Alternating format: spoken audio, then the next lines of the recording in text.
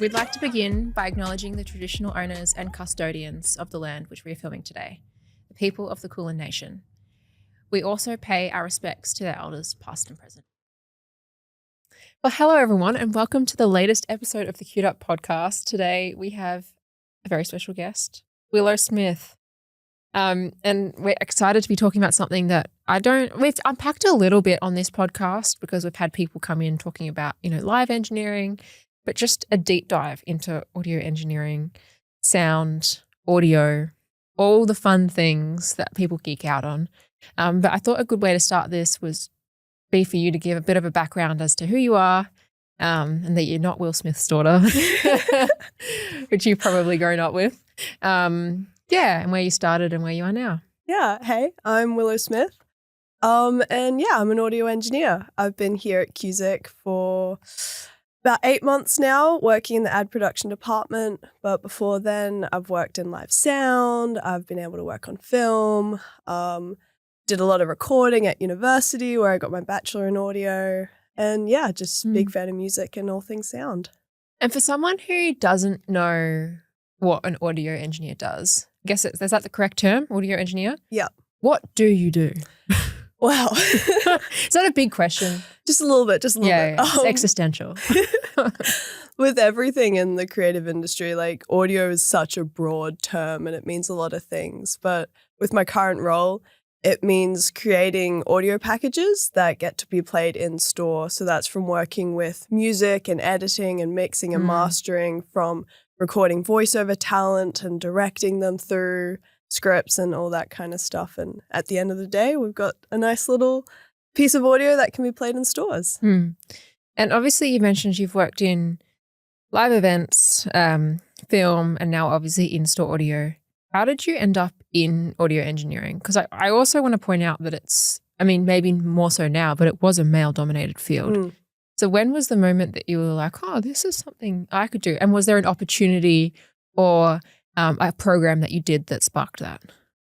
Yeah, well, it was actually kind of crazy for all of my friends and family, because I reckon from the age of 6, I decided I was going to be a marine biologist. That was it. You were very confident about it. Yeah, head over heels, marine biologist, this is me.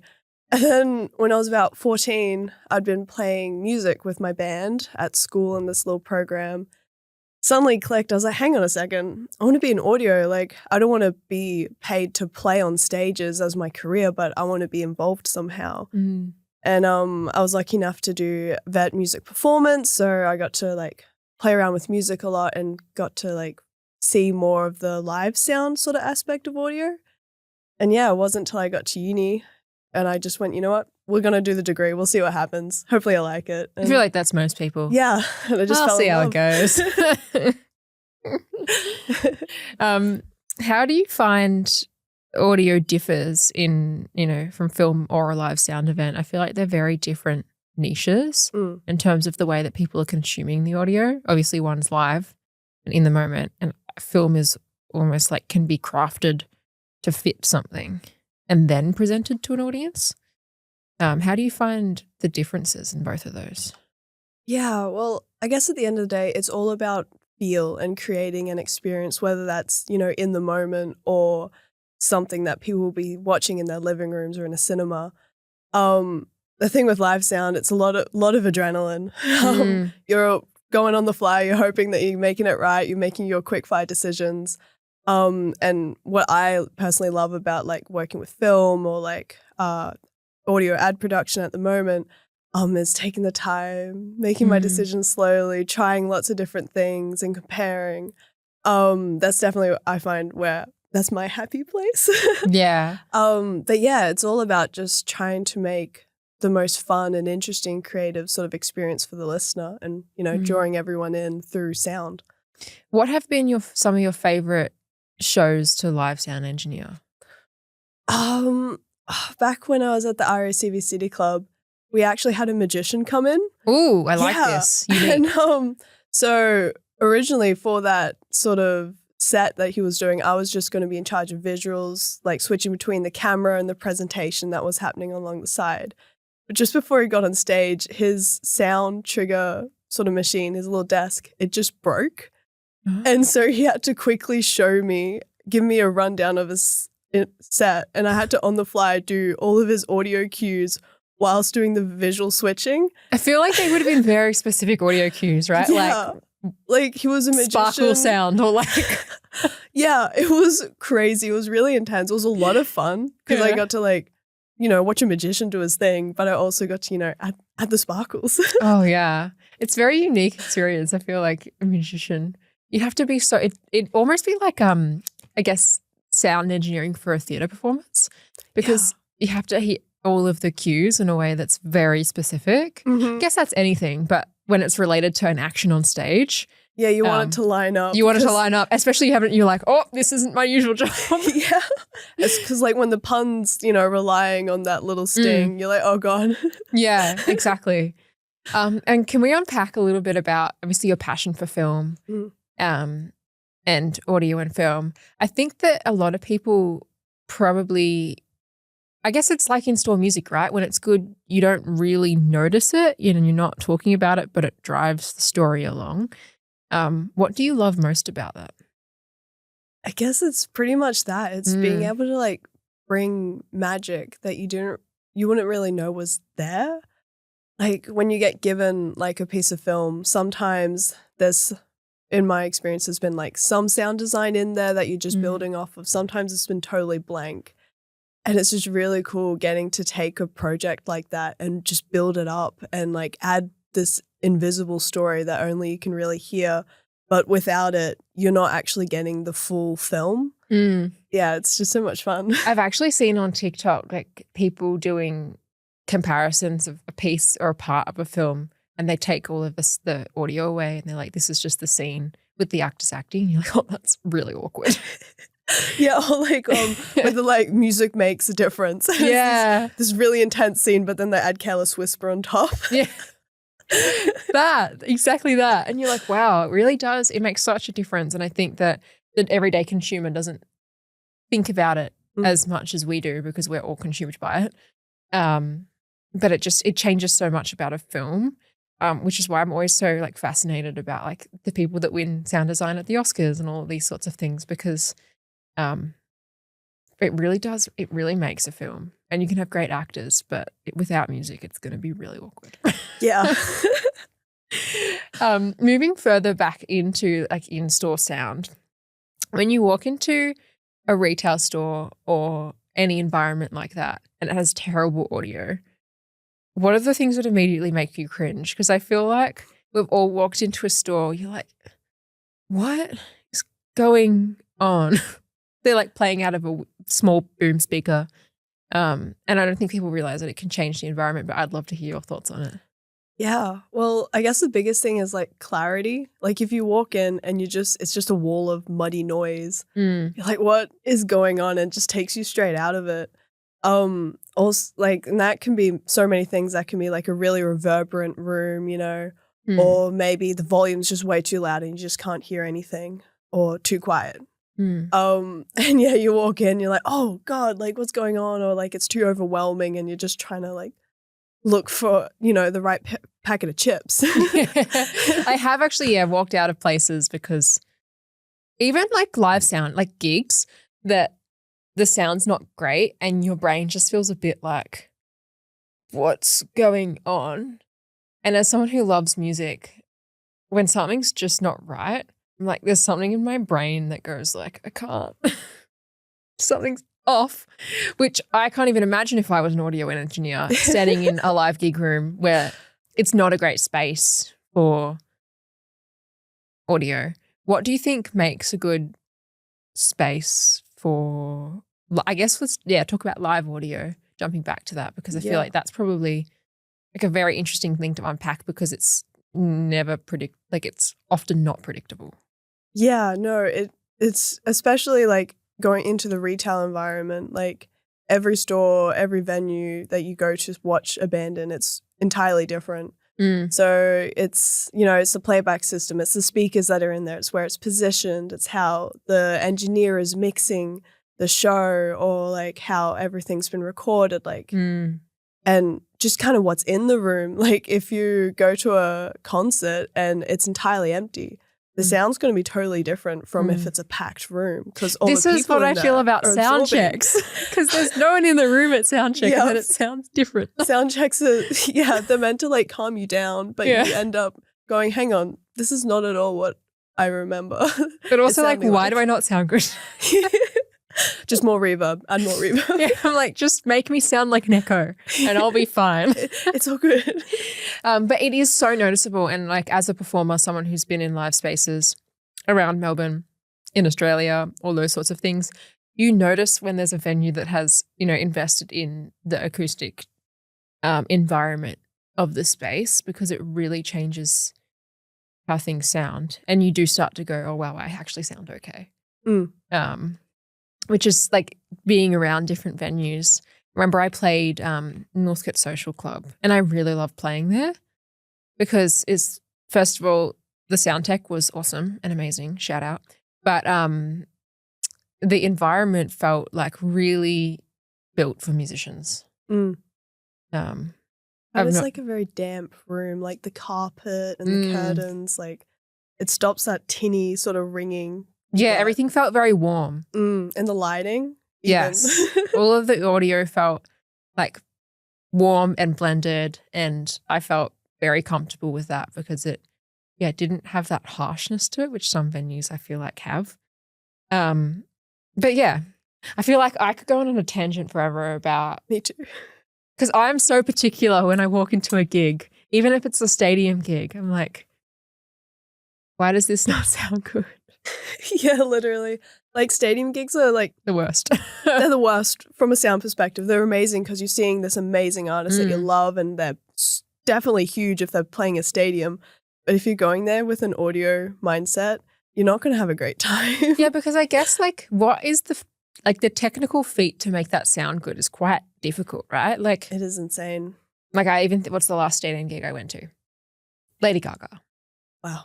With everything going on to try and make that sound good at every point in the stadium is scarily hard. Yeah, it's so reverberant, and you got to get it so loud, and you have delay towers because, you know, sound only travels so fast and everyone's hearing it at different points in time. Yeah. It's just a nightmare. Yeah. What's the most acoustically difficult space that you've worked in? That is tough to say. I've been very lucky when I've done live sound stuff to be in nice spaces. But just mixing, almost even at home, I haven't got a full like treatment set up yet. And sometimes if you're mixing in an environment that we're on speakers, if it's not acoustically treated, you're just hearing like the room resonances rather than what you're actually trying to process. With QSIC, like some of our stores, you know, that's a really hard place to, you know, get something sounding good, because you've got like, it's usually hard floors, you know, a lot of concrete or shiny things. Yeah. Like you got, you know, if it's a food store, there's lots of like drinks and glass and machines making noises. It's just, yeah, that's a really tough gig trying to get things sounding good in those sort of spaces. And where do you start when like making soundscapes, making ads for these sorts of locations? Like what do you draw on from that soundscape perspective where you go, what's going to make sense in this environment? Well, I guess you go, well, how's it going to sound in the space? So if you kind of understand, all right, so say it's a bottle shop and you're selling, you know, drinks and all that kind of stuff. You don't want to do sound design of glasses clinking or so true. Because if that shoots through, it's going to sound like someone's dropped a bottle, and you kind of don't want that. So you're going for sound design that's maybe a little bit softer and, you know, still tells a story, but it's not going to shoot through and, you know, freak out the staff. See, that's so interesting because it's something I never would have thought of. Yeah. And it's something that I guess people never would like realize there's so much thought that goes into it, but it's so true. Like if there's something, because you say that and I get really annoyed when I'm driving and there's an ad on the radio that has a siren in it. And I'm like, why are you putting a siren in an ad that I'm in the car to? Because now I'm like, is that on the radio or is there an emergency vehicle coming up behind me. Yeah, quick, turn the volume down. Like, what's I going feel like on? everyone has that universal experience, right? Where they're like, oh, what? Oh, okay. So that makes so much sense. Like, Yeah, you it's don't choosing the context. context. Yeah. Yeah. And I guess for most of the clients that you would be making advertising for in that respect would have stuff like that in their stores. So yeah, thinking about it is really interesting. Or anything, I guess, to like fuel and convenience. You don't want anything too. Yeah, it's finding ways to tell the story and relating to the setting without disrupting. How do you work with clients? Because I think we both probably feel this in creative spaces. You know, you've worked with people who are nervous and who have, you know, had high expectations and then potentially might not quite know how to describe what they want. How do you work with them and help them through stuff like that when the work is highly technical? It's always good starting off by finding out what the aim is from the project. So like, are they doing this because they've got a new product that they want to spread awareness of, or are they trying to meet new sort of key targets and the amount of this product that they're selling and that kind of stuff? And also what their brand is and how they want to be perceived. And that helps us with our like choice of music and our messaging and scripting and that kind of stuff. And it's just making sure there's like clear communication and, you know, making sure that you're talking all the time and explaining, you know, they might know how to, might not understand what you do as well. And it's always sort of helpful just to outline your process because, you know, audio is kind of a random little job that not a lot of people have a lot of experience with. So sometimes you just got to explain it. Yeah. And just being open. And at the end of the day, like we are a service, you know, job. We're here to make something for you. So it's not about like having a big ego in it or anything like that. It's just, you know, doing your best to sort of align all the visions. Yeah. I always find that my job is a good conversation starter at a Christmas party. Yes. Which I feel like you would too.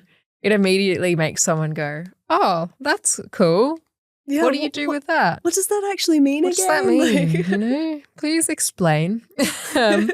But you're also in a band and you're in the music scene. You're constantly gigging because I'm hearing all about it all the time. And then obviously, as we mentioned before, working in film audio. How does that creative background influence your approach to putting music and soundscapes and audio into other environments? I feel like I just get to have more fun with it. Like instead of creating these, buy one, get one free, yay, kind of ads, I can really like lean into, you know, that creative background and just be like, oh, but what if I added this kind of sound design, or, oh, I feel like this music would really boost this message, and like playing around with things. And, you know, sometimes it doesn't work and you got to try a different thing, but you know, for next time, oh, that didn't work for that kind of ad, but this will be perfect for this thing. And it's just, just branching out on your experience. The love of music, right? Yeah. I can feel the passion coming over this side of the room. But I'd love to learn, this wasn't in my notes, but a little bit more about your band and the formation of it and, you know, the sort of things that you guys are doing now, because I think it's just so exciting. And I just love music, and I love that you are so passionate about music. So I'd love to hear a bit more about that. Okay. Well, we're called Lisztomania. We're teenagers when we chose the name. Which kind of, it says a lot. Our music teacher at school tried to convince us to change it. We probably should have, but then, you know, we stuck to our guns. It's okay. We're a 4-piece all-women band. Yeah. We're kind of a bit sort of maybe pop rock at the moment, but we started off very indie. And it's been a long time actually, like way back in primary school actually. There was a music program. I went through to a prep through to year 12, so we all stayed together. Wait, the band's been together since primary school? Pretty much, not the all members, but the core 3 of us have been playing together since we were 12 on and off. That makes it so much more special. I didn't know that. And then when we were about 16, we properly kind of got together and we're like, all right, we're going to do vet music together and we're going to like really lock in and like have fun with this. And I guess knowing each other for so long, we kind of know how we all like write and how we all play, and we're so comfortable together that, you know, like we can just rock up on stage and be like, yep, this is us. Like, doesn't matter if we don't play a great set. We're going to have a lot of fun with it anyway. Yeah, that's the way to be, right? It's all about, I think you need to catch yourself when you're taking things a little bit too seriously. And I guess we all have to learn to have fun with it, because I think we all get so caught up in the bubble that is music, and forget that we started it because of a love and a passion and for fun. So I absolutely love that. Plug your Spotify. What have you guys got? Not a lot, gonna be honest. We've been playing together for so long, but we've got hardly anything recorded. Do you have plans? Yes. Which are being slightly interrupted by our drummer moving to Japan to study for 4 years. But don't worry, guys. For all of our family and friends that support us, all of the new fans we'll eventually get, we are planning to record. We will get an EP to you guys. That is what the internet's for. Exactly. I remember in COVID I had never ever done an online music session, and then I was doing them like 3 times a week. And it almost feels like a therapy session. I mean, I guess you guys have been a band together, but in my experience, these are people I've never met. And then you go on Zoom with them and you pour out your heart and soul and everything that's happening in your life. And you're like, okay, bye. And then you just turn the Zoom off and you're like, whoa. Yeah. There's no such thing as TMI when it comes to writing a song. No, I'm in songwriting processes. I'm almost a little bit too open that I get the vulnerability afterwards and I'm like, oh, I probably shouldn't have said that. But that's okay. I feel like everyone's in this, it's a safe space, and that's how you get your best work out. I feel like the most vulnerable songs are often the ones that people relate to the most. So I try to think of it that way. But yeah, just gotta be your authentic self. Exactly. I'm like trying to think, I think I asked this question, but maybe a little bit more in terms of how do the skills between film sound design and live events and retail audio transfer? I think we've sort of touched on this when we talked about like the creative background approach and how you use that in retail sound.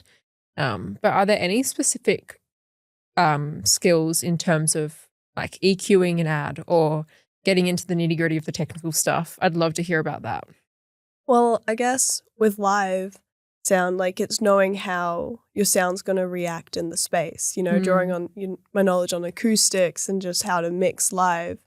I know kind of the quality and sort of what I want out of the final product. When it comes to working with film and like when I've been able to record bands and mix kind of stuff, it's drawing on, what I know on how to like EQ and compress and all the little nitty-gritty processing chains to create something that's going to sound good on different playback systems, because not every store we go into has the same speakers, and it's knowing what will transfer the best across everything so that everyone who's in the store can hear what's going on without it being overpowering or like losing the clarity of, you know, the voice and the ads. I have a personal question for you. I love that answer. Hit me. They always said that like when you're producing, the more you do it, or like I guess even live sound engineering or producing ads, that like you start to understand and hear the compression and the EQ and all these different things. Do you feel like you always had that, or is it something you had to train your ear to listen to? Definitely train. Yeah, because when I was like, I do not hear any of it. I do not hear a single thing. No, definitely. I remember in the start of uni, we had to do these ear training tests, and they would play. I did those tests. They would play a sine tone, and you'd have to be like, "All right, that is 200 hertz." Or the really hard ones, I'd play a piece of music, right, and they will boost a certain frequency, go back to normal, and then drop a certain frequency, and you'd have to listen to this piece of music and be like, "All right, yeah, that's 400 hertz. That's been cut out," and it's so hard. And if you don't do it a lot, you kind of lose it as well. Yeah, that was So me. it's just building. And like, obviously I'm still at the beginning of my career. Like I'm only a year and a half out of university. You're a girl boss. That's what you are. Hell yeah. And so it's all about growth and like building on my experience. And it's with any job in creative or any job in general, it's just learning and always and trying to, you know, gain as much experience, because no matter how broad or how like kind of left field it might feel, like it'll definitely like link back at the end to something. That's so true. And I do experience that with music as well. It's always learning or hearing something new or listening to a song and going, oh, that's an interesting element to put in it, or working with a different producer who does things differently. I am always like, if you're too in your comfort zone, then potentially it's not good anymore. Like you need to sort of try new things. Yeah, but it is fascinating that you had the same experience, because I remember thinking, like, I can listen to music and I can immediately know if, like, obviously I'm going to like the song or not, but there's something about the, like, tones in the song, the instrumentation of a song that I go, that's for me. Yeah, and it's knowing what's right for that song too. 100%. Like sometimes, you know, all you want is a really gritty guitar tone and a really distorted sounding, you know, song. But other times you just want something clean, like Olivia Dean, like her tracks are crisp. They're so crisp. But like you get into metal and things are like getting crunchy, but like, yeah, I'm a crisp girly. Gotta love Olivia Dean. Olivia Dean. And like some of my first reference tracks, which is a really interesting thing to look back on, like even 5 years later, which isn't a long time, 5, 6, 7 years later, I look back at some of the Spotify players that like my references, and it was Gracie Abrams' first EP. And like, oh, such a good EP. But thinking about the tonality of those songs, and I'm like, wow, nothing's changed. There's still the stuff I like. Like, it's so me. And whenever anyone sends me a song by email, by Instagram, they're like, I knew this one was for you. I'm like, yeah, people know me too well. Yeah, I feel like we always kind of love those early sort of genres or songs or artists. Like we collect more, but like I will always love, you know, those special bands from when I was a kid, even if I don't listen to them all the time. And maybe I think it's a little bit cringe, but I will always love them.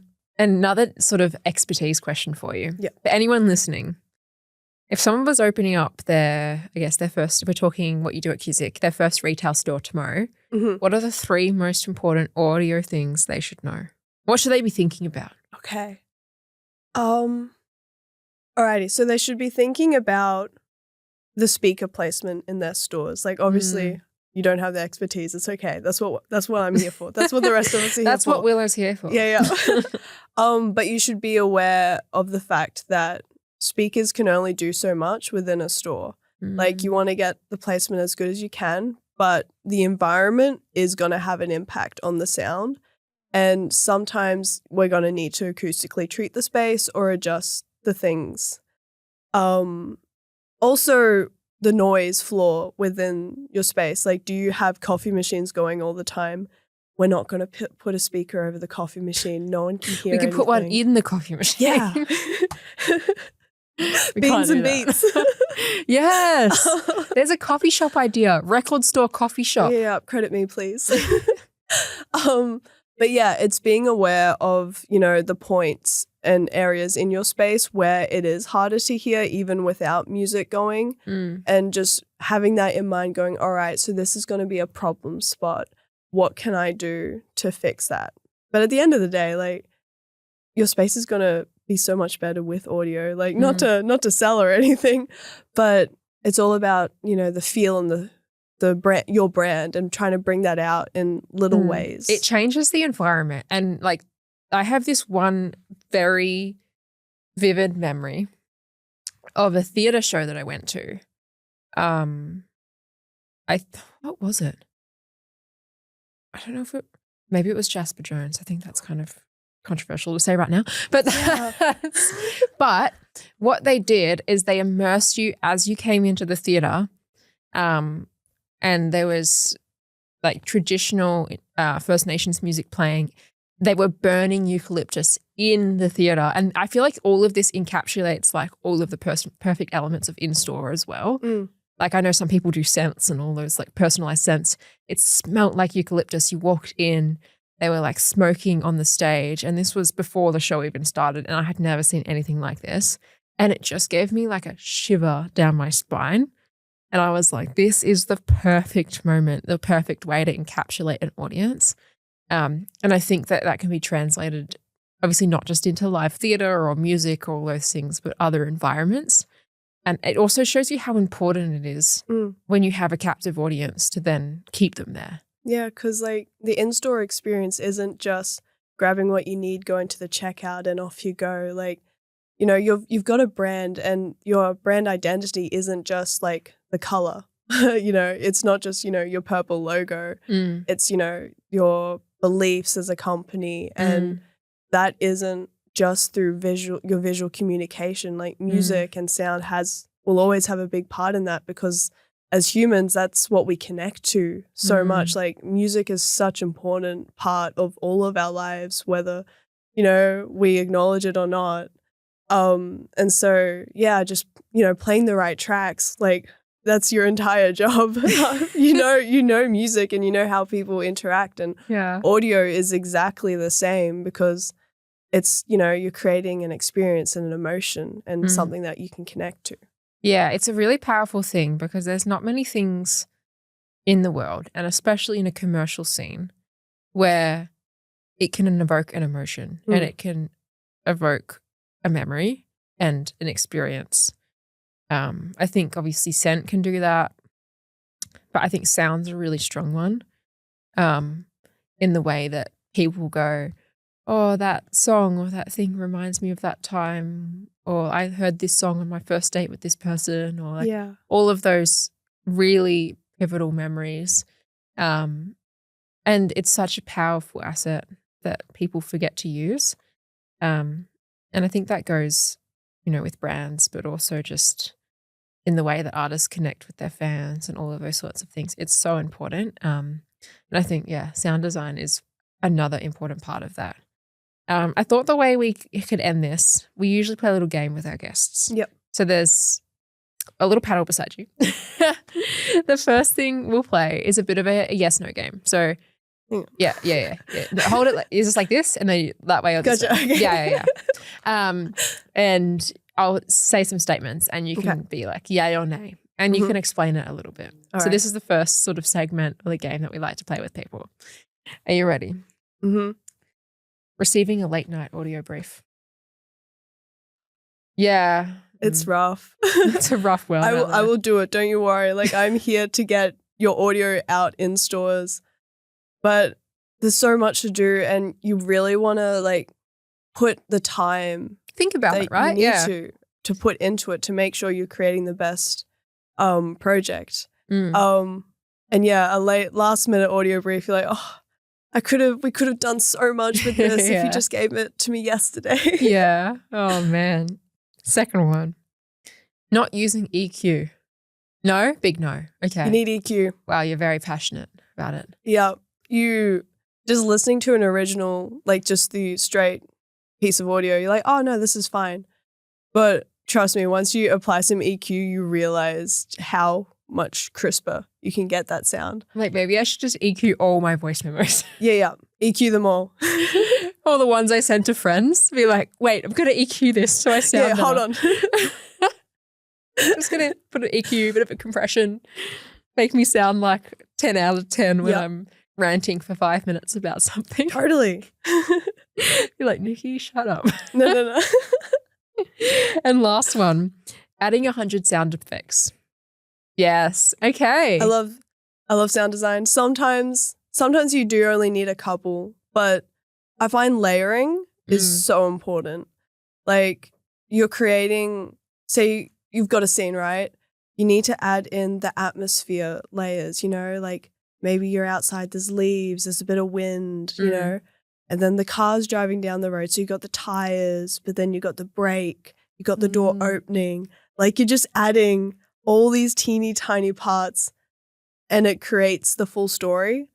Like, yeah. because you can't, it's not just one piece of recording, you know? It's like a narrative in itself, isn't Yeah. it? When you think about it, when you're describing all that stuff. And I think like with film specifically, it's almost like its own dialogue. Yeah, you're painting this picture, like, and you need to mix the colors to get the one that you want. Mm. That's so beautiful. We're getting way too deep. Sorry to be earnest, but I was like, wow, that's really beautiful. One thing we do with all our guests is ask the same rapid fire questions. Okay. And you give me a bit of an explanation as to why. We don't have to get too deep if you don't want, but we can also go there if you need to. First one, the first concert you ever went to. Okay, that's tough. I think it was the Port Fairy Folk Festival in 2009 when I was but a little 5-year-old. Wow, that makes me feel. Yeah, and I've been to that festival so many times since, and it's always felt like home. It's just there's such a community, and growing up as just this little kid running around, seeing all these bands, meeting the bands when they walk off stage, it's just such a lovely environment, and yeah, some of my most treasured memories. And I feel like a unique experience, right? Like to be that young and like experiencing festivals and the warmth and the community that can bring. Yeah, I think that's probably a unique experience. Yeah. And last year was my dream come true. I actually got to work at the Port Fairy Folk Festival as an audio assistant on one of the stages. Oh, amazing. I know. I got to go from being in the front to being at the back, and like one of my favorite bands was actually playing and I was on their stage. Oh, wow. And yeah, it was, it's so magical. Like music, hey? Music is like, it's something I can't always put into words, but like, I was actually talking about this morning with someone that I knew it was exactly where I needed to be and what I was going to do for my whole life even when I was feeling burnt out and like over everything or like if I had spent a day listening to music and then I like didn't listen to it on the way home, I'd still find myself at night like playing that song on repeat that I really love or this or that. I'm like, okay, well, this is 100% what I want to do for the rest of my life.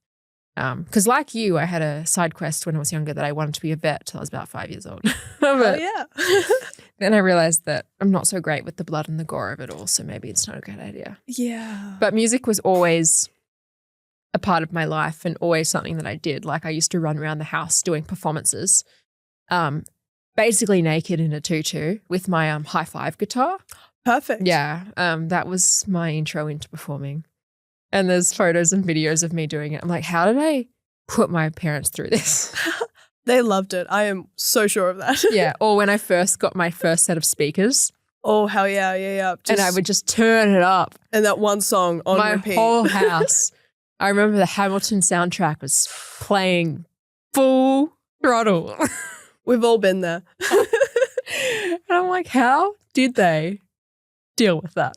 Like they were all working individuals and I'm just in my room like singing to the top of my lungs for hours. But it's a pivotal experience that we all, everyone in the music industry has a story like that. What's an album that's changed your life? What We Leave Behind by the East Pointers. It's this gorgeous folk album. I was 13 when I first found it. I saw them live actually at the Queenscliff Music Festival. And just that album is my go-to album whenever I need comfort or I'm exhausted, I'm not sure what I'm doing. It just kind of holds you. Just the way it's been recorded, the songwriting, like it's a mixture of instrumentals and like songs with lyrics. And just the way they've created this piece, it's just gorgeous. And everyone should listen to this album. I highly recommend. You have such a beautiful way of describing things when you were talking about it, just like giving you a hug. I was like, I've had that experience with so many albums and so much music. That it's just like something about it feels right and makes you feel safe. And whatever you're going through, you can always lean back onto it, which I think is really nice. And the last question, what's a song you have on repeat right now? Ooh, there's so many. Pray by Varna. Okay. Absolute banger of a track. Yeah. She's from New Zealand. Yeah. I think she's just started or about to go on her first headliner tour in North America. Cool. She's doing amazing stuff. What's the genre? Metal. I'd say metal. Yeah. And yeah, just however her producer is incredible. Like her voice is amazing. Just the tones, the songwriting, it's all there. I feel like I personally, metal wouldn't be my top genre, but I have so much appreciation for them. I'm like, it seems like you have to be so good to make that sound good. Yeah. Oh my gosh. So much respect. You have to be so together as a band and so on point, and so like everyone individually has to be so good at their own craft to be a good metal band. I'm just like, hats off to you. Yeah, 100%. I wish I was you. But thank you so much. This comes to the end of our episode. It's been lovely to chat to you a little bit about geeking out on audio and all things, live, but also in store. And where can people find you if they want to? I'm on Instagram. My band Lisztomania _AU. You can find us there. But yeah, otherwise I'm Willow Smith, and thanks for having me. Amazing. Thank you so much, guys.